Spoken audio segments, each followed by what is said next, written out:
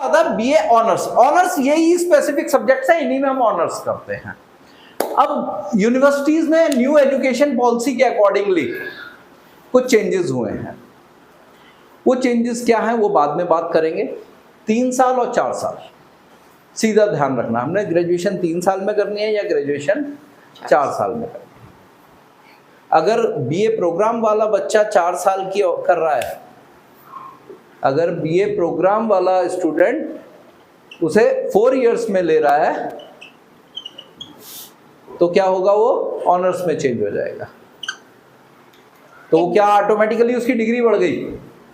जैसे आप BCom pass करते हो ना, बीकॉम पास को अगर आप 4 इयर्स कर दो तो बीकॉम पास क्या हो जाएगी, ऑनर्स में चेंज हो जाएगी।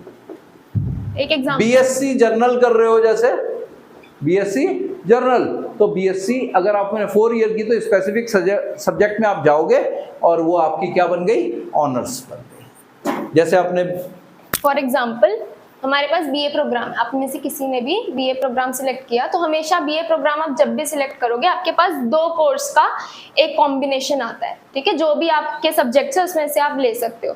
फॉर एग्जाम्पल आप कॉमर्स स्ट्रीम के हो, आपको अपनी स्ट्रीम चेंज नहीं करनी, लेकिन आपको कॉमर्स स्ट्रीम में इको ऑनर्स, बीकॉम ऑनर्स नहीं मिला, लेकिन आप क्या ले सकते हो, बीए प्रोग्राम इको, उसके साथ कोई कॉम्बिनेशन ले लो, तो आपका क्या रहेगा, आप अपनी स्ट्रीम में भी रहोगे, आपको कोर्स भी मिल जाएगा, ठीक है, और आपकी स्ट्रीम भी नहीं चेंज होगी। इसके साथ हिस्ट्री है। अब आपको 2 इसमें चीज़ें रहेंगी। एक आपका मेजर सब्जेक्ट रहता है, जैसे इकोनॉमिक्स, आपने स्ट्रीम आपकी कॉमर्स थी तो आपने इकोनॉमिक्स को मेजर सब्जेक्ट लिया और हिस्ट्री को माइनर सब्जेक्ट लिया, ठीक है। तो माइनर का मतलब है उसका कुछ पार्ट पढ़ना पड़ता है और मेजर का मतलब है उसके अंदर जितनी भी आपकी मेन स्पेशलाइज्ड डिग्री जो होती है वो रहती है। अगर आपने ये 4 साल तक कर लिया तो आपका इकोनॉमिक्स ऑनर्स माना जाएगा। क्या माना जाएगा, इकोनॉमिक्स ऑनर्स, क्योंकि आपने इको को मेजर रखा है और आपने 4 साल तक वो डिग्री की है, तो आपका वो इकोनॉमिक्स ऑनर्स के अंदर चेंज हो जाएगा, ठीक है। और ऐसे ही हमारे पास ऑनर्स में भी एक एनईपी में चेंज है।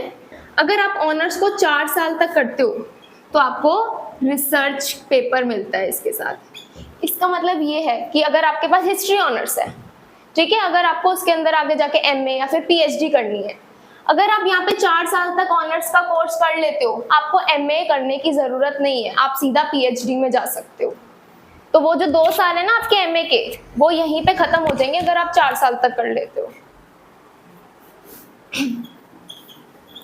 4 इयर्स तक अगर हम करते हैं तो एमए हमारी स्किप हो जाती है and we can go directly for PhD. जो एकेडमिक्स में फ्यूचर देख रहे हैं, ये उनके लिए बहुत अच्छा वे है।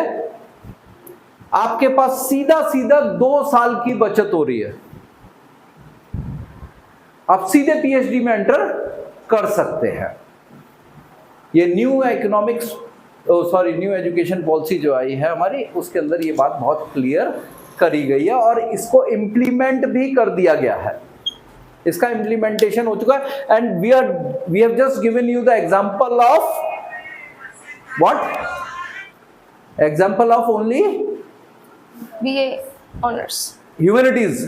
Same thing is applied with commerce as well as science.